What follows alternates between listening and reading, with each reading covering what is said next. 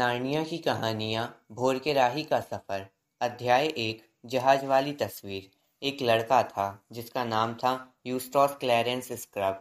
उसके mummy papa उसे यूस्टोस Clarence कहकर बुलाते थे और उसके टीचर स्क्रब। अब उसके दोस्त उसे किस नाम से बुलाते थे ये तो मैं तुम्हें नहीं बता सकता, क्योंकि उसके दोस्त ही नहीं थे। वह अपने मम्मी पापा को मम्मी और पापा नहीं कहता था, बल्कि उन्हें एल्बर्टा और हेरोल्ड कहकर बुलाता था, क्योंकि वे खुद काफ़ी मॉडर्न और नए ख़्यालात के लोग थे।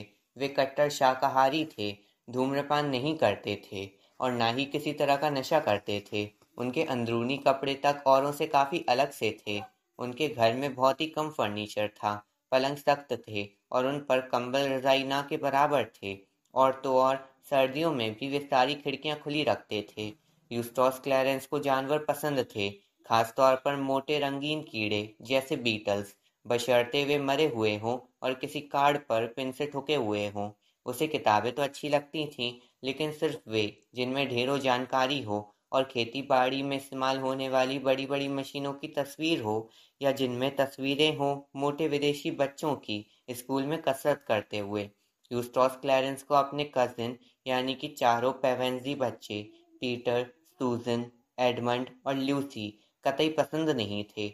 लेकिन जब उसने सुना कि एडमंड और ल्यूसी उनके यहाँ रहने आ रहे थे, तो वह काफ़ी खुश हुआ, क्योंकि अंदर ही अंदर उसे रौब जमाना और दूसरों को दबाना अच्छा लगता था।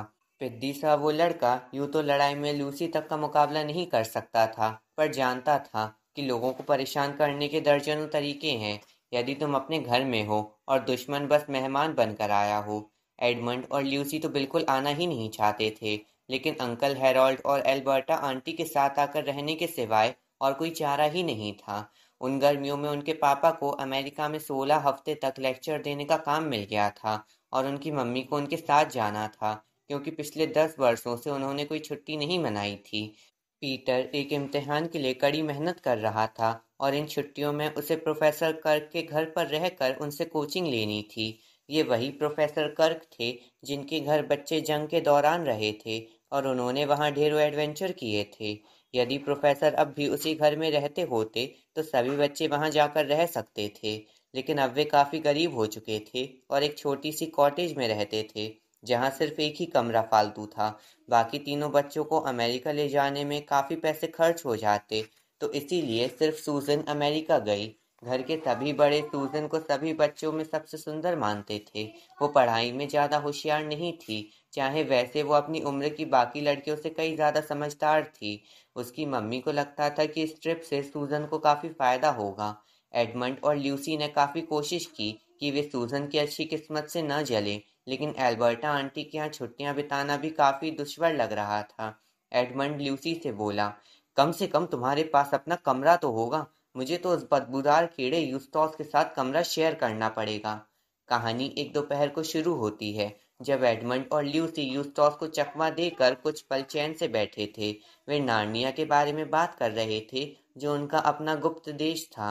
हम में से ज़्यादातर लोगों का अपना अपना सीक्रेट देश होता ही है, लेकिन हम में से ज़्यादातर का ये देश सिर्फ ख्यालों में ही होता है। एडमंड और ल्यूसी इस बारे में बाकियों से ज़्यादा खुशकिस्मत थे। उनका ये सीक्रेट देश सचमुच का था। वे पहले 2 बार उसमें जा चुके थे, किसी खेल में या सपने में नहीं, बल्कि सच्चाई में। जाहिर है वे उसमें जादू से जा पहुंचे थे, जो कि नार्निया पहुंचने का मात्र एक ही तरीका था, और उन्हें तो नार्निया में ये वादा भी मिला था कि वे किसी दिन नार्निया वापस आएंगे। तो अब वे ल्यूसी के कमरे में थे और उसके बिस्तर के किनारे बैठकर सामने दीवार से टंगी तस्वीर को ध्यान से देख रहे थे। एल्बर्टा आंटी को ये तस्वीर पसंद नहीं थी, इसलिए इसे ऊपर इस पीछे के कमरे में लगा दिया गया था। उसे बेचा नहीं जा सकता था, ना ही उससे पीछा छुड़ाया जा सकता था, क्योंकि वह किसी ऐसी व्यक्ति ने उन्हें शादी के उपहार के तौर पर दी थी जिसे वह नाराज नहीं करना चाहती थी। यह एक पानी के जहाज की तस्वीर थी, ऐसा जहाज जो सीधे सामने से चला आ रहा था। उसकी सामने की नोक गिल्ट से मड़ी चमक रही थी और उसका डिजाइन एक पूरे खुले मुंह वाले ड्रैगन का था। उसका एक ही मस्तूल था और एक चौकोर पाल थी जो चटक जामुनी रंग की थी। जहाज के दोनों ओर, जहां ड्रैगन के चमकीले पंख खत्म होते थे, हरे रंग की पत्तियां थीं।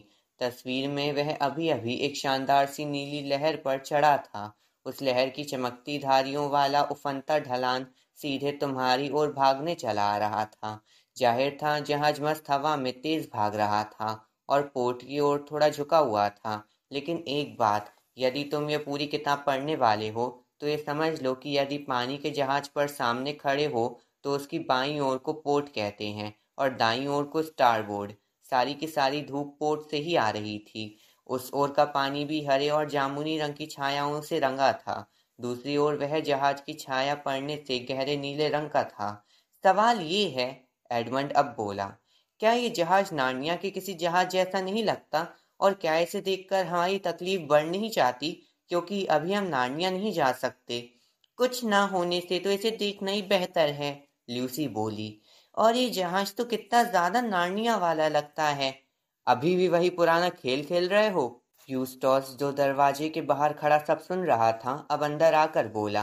पिछले बरस जब वह पेवेंसी परिवार के साथ छुट्टियां मना रहा था तो उसने नार्निया के बारे में सारी बातें सुन ली थी और उसे उन्हें इस बारे में चिढ़ाना बहुत अच्छा लगता था। यकीनन वह यही सोचता था कि वे ये सब बना रहे थे, और क्योंकि वह खुद इतना गधा था कि खुद कोई कहानी नहीं बना सकता था तो उसे दूसरों का कहानियों का मजाक बनाना बिल्कुल पसंद नहीं था। यहाँ तेरी जरूरत नहीं है, एडमंड ने रूखेपन से कहा। मैं कोई तुकबंदी सोच रहा हूँ, यूस्टोस बोला। कुछ ऐसे, कुछ बच्चों ने खेल बनाया नार्निया का और खेलते खेलते वे हो गए अकल से फेल। लेकिन ये तो सही तुकबंदी नहीं है, ल्यूसी बोली। अब इससे कोई सवाल मत पूछना, प्लीज प्लीज, एडमंड बोला। यह तो पूरा काव्य शास्त्र सुनाने को तैयार बैठा है। कुछ मत बोलना तो शायद वह चला जाएगा। ज्यादातर लड़के इस तरह के स्वागत से या तो गायब हो जाते या लड़ने लगते, लेकिन यूस्टोस तो हंसता हुआ वहीं मंडराता रहा और थोड़ी देर में फिर बोलने लगा। तुम्हें ये तस्वीर पसंद है? उसने पूछा। भगवान के लिए अब इसे चित्रकला पर चालू मत कर देना, एडमंड ने हड़बड़ा कर कहा। लेकिन ल्यूसी, जो बहुत ही सच्ची लड़की थी, पहले ही बोल चुकी थी। हाँ पसंद है, मुझे ये तस्वीर बेहद पसंद है। एकदम घटिया तस्वीर है, यूस्टोस बोला। यदि बाहर चले जाओगे तो यह तुम्हें और दिखाई नहीं देगी, एडमंड बोला। क्यों पसंद है तुम्हें ये? यूस्टोस ने ल्यूसी से पूछा। देखो, पहली बात, ल्यूसी बोली, मुझे ये अच्छी लगती है क्योंकि ये जहाज ऐसा लगता है जैसे वाकई चल रहा हो, और पानी ऐसा लगता है जैसे सचमुच गीला हो, और लहरें ऐसी लगती हैं जैसे उनमें वाकई उतार चढ़ाव आ रहा हो। अब यूस्टोस को इस बारे में कई जवाब पता थे, लेकिन वो कुछ कह नहीं पाया। कारण ये था कि उसी पल उसने लहरों को देखा और उसे लगा कि वे वाकई ऊपर नीचे हिलोरे ले रही हैं। वह जीवन में सिर्फ एक ही बार किसी समुद्री जहाज पर चढ़ा था और उसे बड़ी जोर से मतली और उल्टी आई थी। तस्वीर में लहरों को देखा, फिर से मतली आने लगी। उसका चेहरा कुछ हरा सा हो गया और उसने एक बार फिर तस्वीर को देखा, और फिर तीनों बच्चे मुंह खोले आंखें फाड़कर देखने लगे। जो वे देख रहे थे वह किताब में पढ़कर विश्वास करना मुश्किल है। तस्वीर में बना सब कुछ जिंदा हो रहा था। रंग बेहद जिंदा, साफ और चटक लग रहे थे। जहाज का मुंह एक लहर में नीचे झुका और पानी की एक बहुत बड़ी फुहार छिटक गई। फिर उसके पीछे एक लहर उठी और जहाज का स्टर्न यानी पिछवाड़ा और डेक पहली बार दिखाई दिए। और जब अगली लहर उछल कर ऊपर आई तो पिछला हिस्सा आंखों से ओझल हो गया। जहाज का अगला हिस्सा ऊंचा उठ गया। उसी पल एडमंड के पास रखी एक कॉपी हवा में फड़फड़ाई और उछलकर पीछे दीवार की ओर उड़ चली। लूसी के बाल हवा में उड़कर उसके चेहरे से लिपट गए, जैसे किसी तूफानी दिन में होता है। ये तूफानी हवा तस्वीर से निकलकर उनकी ओर आ रही थी। बच्चों ने देखा लहरों का बहाव, जहाज के किनारों से टकराता पानी, जहाज के फटनों की चरमराहट, वह साथ ही हवा और पानी की ऊंची लगातार गरज। ये तो जंगली खारे पानी की गंध थी, जिसने ल्यूसी को यकीन दिला दिया कि वह सपना नहीं देख रही थी। रोको ये सब, यूस्टोस डर कर बोला। तुम दोनों कोई बेवकूफ सा खेल खेल रहे हो। रोको इसे, मैं एल्बर्टा को बता दूंगा। तभी पानी का एक बहुत बड़ा ठंडा और खारा छपाक तस्वीर के फ्रेम में से बाहर उछल कर आया। उसकी ताकत से उनकी सांस ही जैसे रुक गई और वे बुरी तरह भीग गए। मैं इस बकवास चीज को टुकड़े टुकड़े कर दूंगा, यूस्टोस चिल्लाया।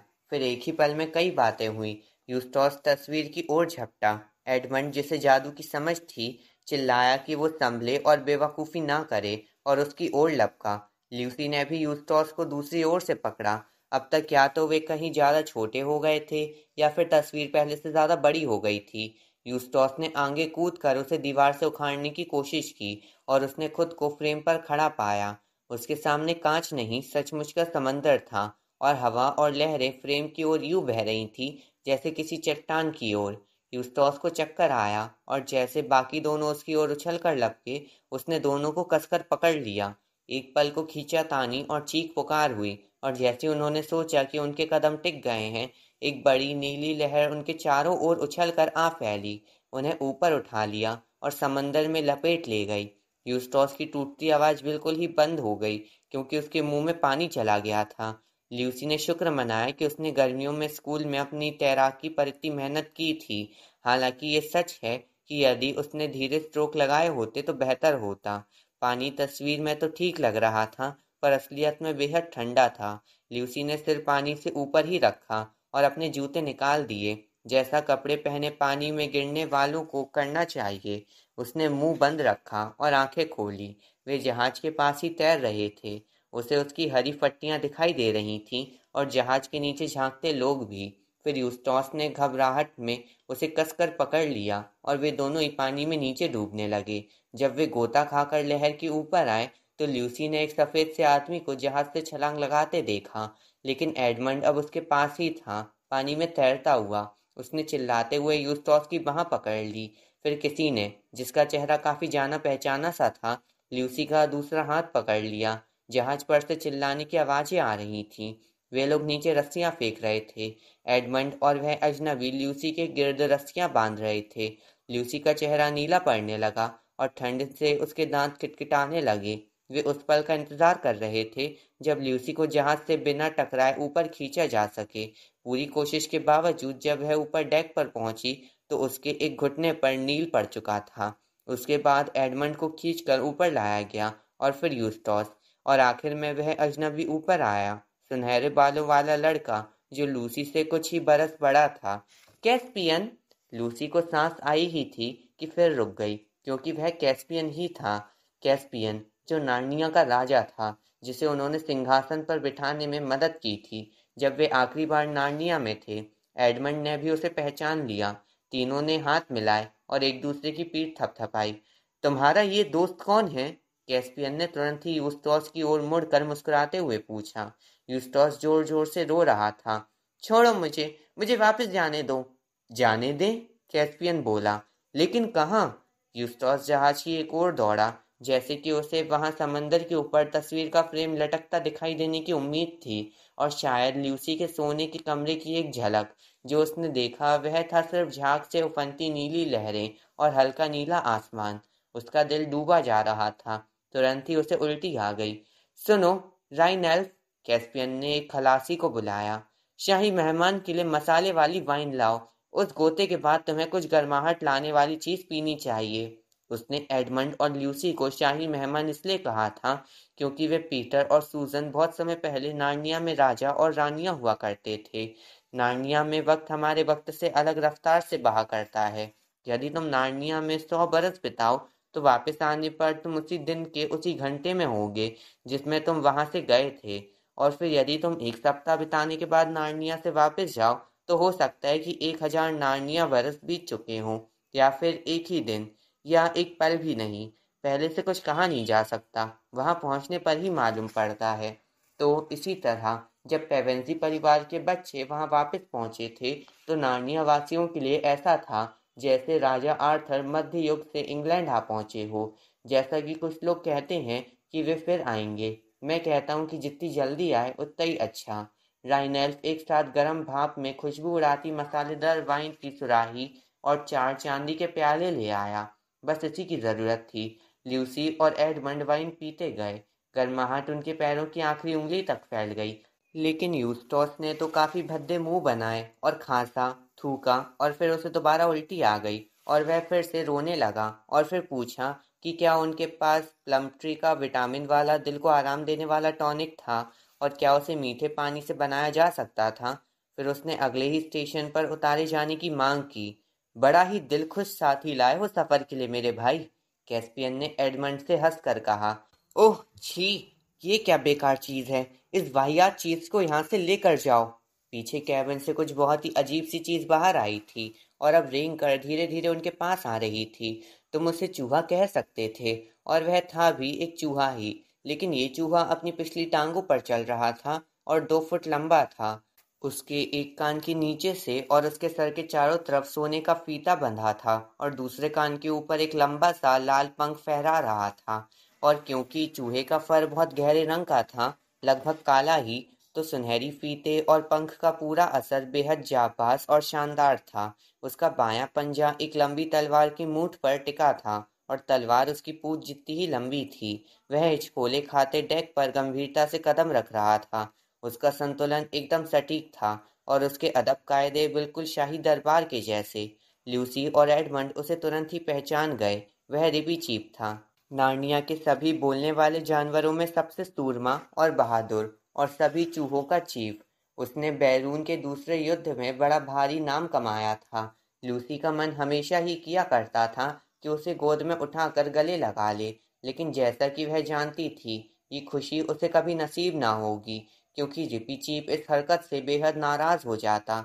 तो वह उससे बात करने के लिए घुटने पर झुककर बैठ गई। रिपी चीफ ने अपनी बाई टांग आगे बढ़ाई, दाई टांग पर पीछे हटा, झुका और उसका हाथ चूम लिया। फिर सीधा तनकर खड़ा हुआ, मूंछों पर ताव दिया और ऊंची गाती हुई आवाज में बोला, रानी साहिबा की सेवा में हमेशा हाजिर, और राजा एडमंड के लिए भी। वहां वह एडमंड के आगे झुका।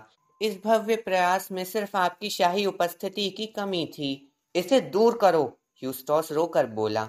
मुझे चूहों से नफरत है और मैं सर्कस के जानवरों को तो कभी बर्दाश्त नहीं कर सकता। वे मूर्ख लगते हैं और घटिया। और क्या मैं ये समझूं, रिपी चीफ ने यूस्टोस को देर तक घूरने के बाद ल्यूसी से कहा, कि यह अत्यंत निकृष्ट व्यक्ति रानी साहिबा की सुरक्षा में है, क्योंकि यदि नहीं है तो। इसी पर लूसी और एडमंड दोनों जोर से चीखे। मैं भी कितना बेवकूफ हूँ कि आप सभी को यहाँ गीले कपड़ों में खड़ा रखा, कैस्पियन बोला। आओ नीचे चलो और कपड़े बदल लो। लूसी, ऑफ कोर्स मैं तुम्हें अपना कैबिन दे दूंगा, लेकिन मुझे अफसोस है कि जहाज पर लड़कियों के कपड़े नहीं हैं। तुम्हें मेरे कपड़ों से काम चलाना होगा। किसी महिला की सेवा में तो, रिपी चीफ बोला, यहाँ तक कि सम्मान पर चोट के प्रश्न भी रुक सकते हैं, कम से कम अभी के लिए। और यहाँ पर उसने यूस्टोस को काफी सख्ती से घूरा, लेकिन कैस्पियन उन्हें जल्दी से घेर कर नीचे ले गया और कुछ ही मिनटों में लूसी ने खुद को पीछे के कैबिन में पाया। उसे वह कैबिन भा गया। 3 चौकोर खिड़कियां थीं, जो जहाज के पीछे बहते नीले पानी पर खुलती थी। मेज के 3 ओर गद्दी लगी बेंच, ऊपर खूबसूरत और बारीक चांदी का लटकता लैंप जो बोनो ने बनाया था, और दरवाजे के ऊपर सामने की दीवार पर सपाट सोने में ढली महान शेर असलन की छवि। यह सब उसने पलक झपकते देख लिया, क्योंकि तुरंत ही कैस्पियन ने स्टारबोर्ड की ओर एक दरवाजा खोला और कहा, ल्यूसी, ये तुम्हारा कमरा है। मैं बस अपने लिए कुछ सूखे कपड़े ले लूं। और यह कहते हुए वह एक छोटी अलमारी टटोलने लगा। और फिर मैं तुम्हें कपड़े बदलने के लिए छोड़ दूंगा। यदि तुम अपने गीले कपड़े दरवाजे से बाहर डाल दोगी, तो मैं उन्हें नीचे रसोई में सुखाने के लिए भेज दूंगा। लूसी को कैस्पियन के कैबिन में इतना आराम आया कि उसे लगा जैसे वह वहां कई सप्ताह रह सकती थी। जहाज के हिचकोले उसे परेशान नहीं कर रहे थे, क्योंकि पुराने दिनों में जब वह नार्निया में रानी हुआ करती थी, तो उसने समंदर की कई यात्राएं की थी। यह कैबिन काफी छोटा सा था। दीवारों की लकड़ी पर पक्षियों, जानवरों, उनाबी ड्रैगन और फूल बेल पत्तों के रंग बिरंगे चित्र बने थे। कैस्पियन के कपड़े उसके लिए काफी बड़े थे, लेकिन उसने काम चला लिया। उसके जूते, सैंडल और समंदरी जूते तो बहुत ही बड़े थे। लूसी को जहाज पर नंगे पैर चलना जरा भी बुरा नहीं लगता था। जब वह तैयार हो गई, तो उसने खिड़की से नीचे तेजी से भागते पानी को देखा और एक लंबी और गहरी सांस ली। उसे पूरा यकीन था कि आगे बहुत ही मजेदार और अच्छा समय आने वाला था।